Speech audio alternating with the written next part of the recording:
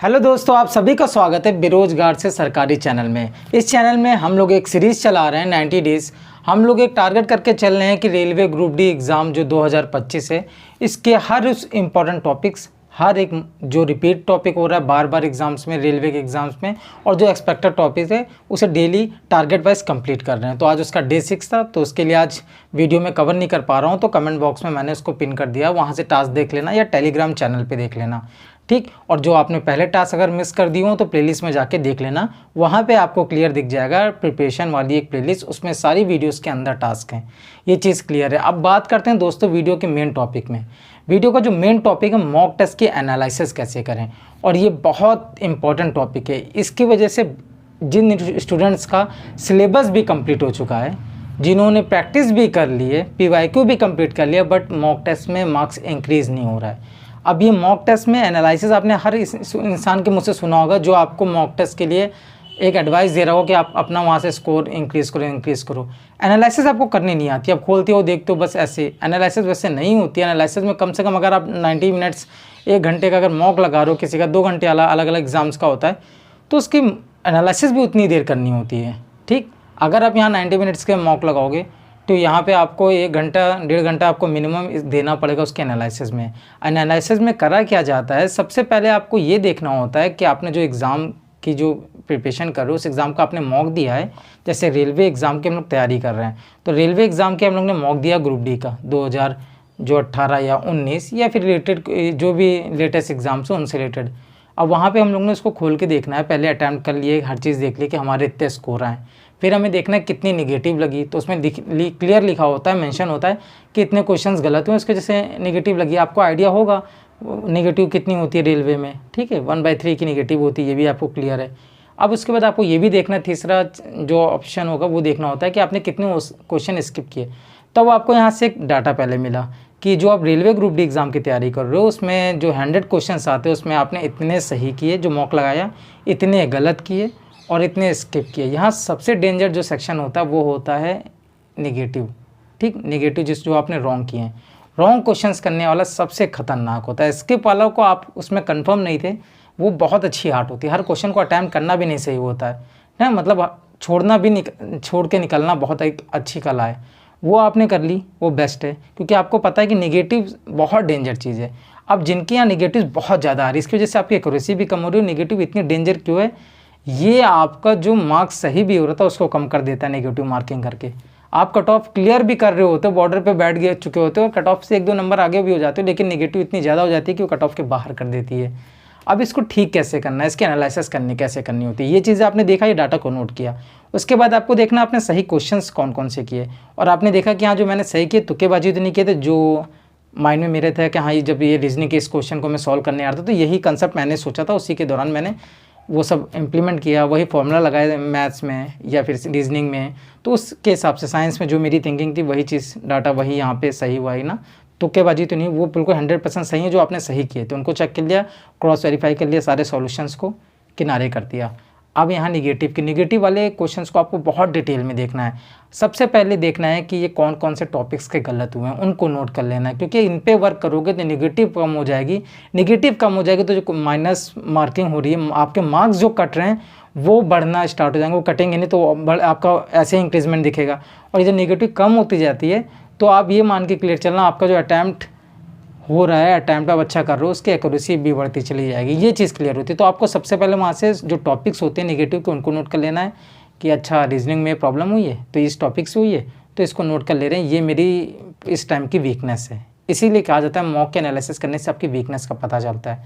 आपने उसको नोट कर लिया, वो आपकी वीकनेस, उस पर काम कर लिया आपने, उसको प्रॉब्लम को पूरी तरीके से फिक्स कर दिया। नेक्स्ट टाइम वो आपको प्लस पॉइंट दे के जाएगी, क्योंकि वो आपको नेगेटिव नहीं दे रही है।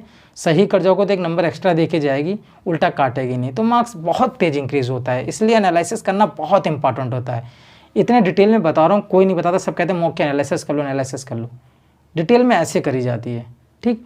उसके बाद कुछ क्वेश्चंस को आपको ऐसे देखना है कि जिसमें सिली मिस्टेक या जल्दबाजी के चक्कर में आपने कर दिया है, ठीक। उन क्वेश्चंस को भी टॉपिक पे नोट कर लेना है कि यार इसमें जल्दबाजी में सोल्यूशन में सिली मिस्टेक्स हो गई हैं, वैल्यू गलत, मतलब सब सोल्यूशन पूरा सही था, एंड में खाली 2 को 4 समझ के गलत कर दिया। उन टाइप के टॉपिक्स को भी नोट कर लेना है कि इनमें प्रैक्टिस की ज़रूरत है।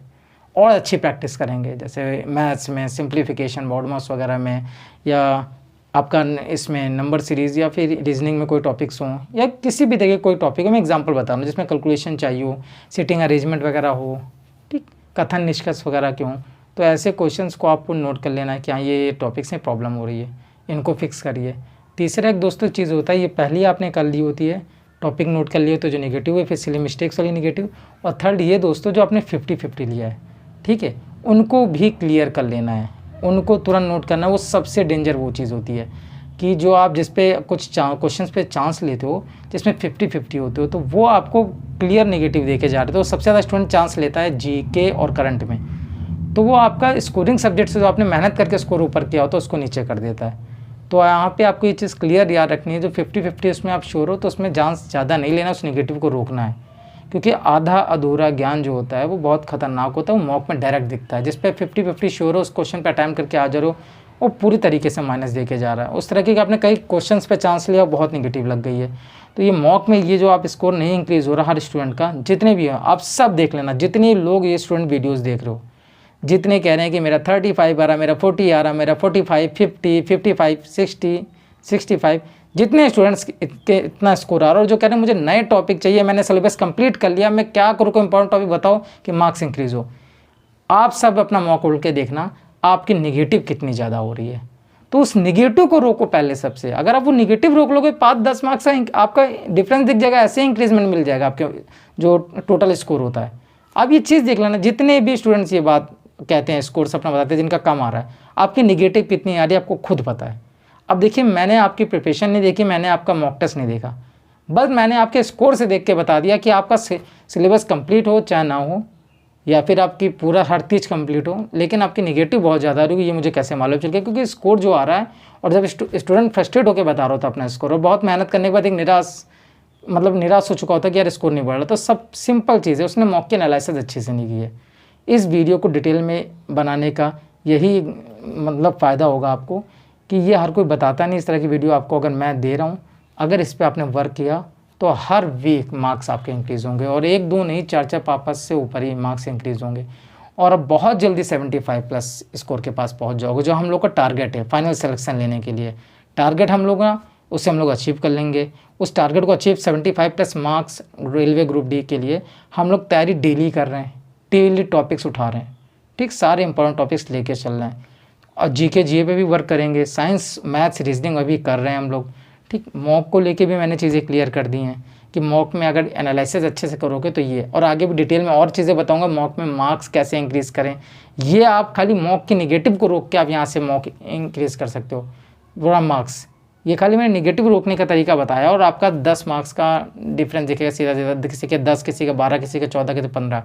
और जो इंपॉर्टेंट टॉपिक्स जो बार बार आपके प्रीवियस ईयर में आए हुए हैं, ये जो अभी लेटेस्ट एग्जाम रेलवे के और उन सब में आ रहे हैं, और जो एक्सपेक्टेड एग्जाम अभी रेलवे का होगा अपना ग्रुप डी, ठीक, उसमें जो आएगा उससे रिलेटेड हम लोग डेली टॉपिक प्रैक्टिस कर रहे हैं, तो उसको ज़रूर देखना।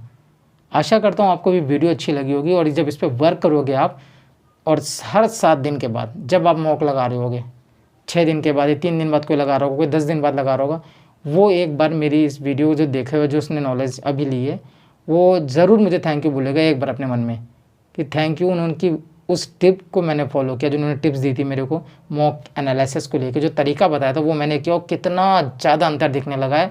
मेरी परफॉर्मेंस जो इतने दिन से फ्रस्ट्रेट हो रखा था, मेरा स्कोर नहीं इंक्रीज़ हो रहा था, सही तरीका नहीं पता था मुझे, आज वो मुझे मालूम चल गया, उससे मैंने उस पर वर्क करना स्टार्ट किया, कितनी तेज़ मार्क्स इंक्रीज़ हो रहे हैं, ठीक दोस्तों। और आने वाली हर वीडियो आपके लिए इंफॉर्मेटिव होगी, इसलिए चैनल को अगर सब्सक्राइब नहीं किया तो चैनल को सब्सक्राइब ज़रूर कर लेना, और बेल आइकन को प्रेस कर लेना, ताकि नोटिफिकेशन आपको तुरंत मिल सके। और डेली टास्क को ज़रूर फॉलो करना, ज़रूर से ज़रूर, जिनका सिलेबस अभी आधा कंप्लीट हो, जिनका पूरा कंप्लीट भी हो चुका है, या जिनके मार्क्स इंक्रीज़ नहीं हो रहे हैं।